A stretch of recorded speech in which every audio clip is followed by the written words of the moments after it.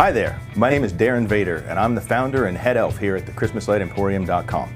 Today I'd like to share with you some of the benefits of using battery-operated Christmas lights in your decorating.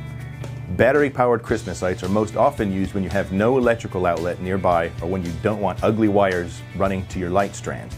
Some examples of how battery-powered Christmas lights can be used in a Christmas display include lighting a wreath on a door so you don't have to figure out how to run an extension cord to the wreath, or lighting a wreath on a lamp pole that doesn't have any nearby electrical outlet.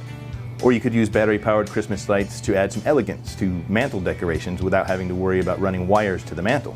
And if you want to get really crazy, battery-operated Christmas lights are a great addition to any holiday event wardrobe for which you might want to spice things up a bit. Battery-operated Christmas lights are great for use in any location where you need a simple solution for use in temporary or portable displays of any type.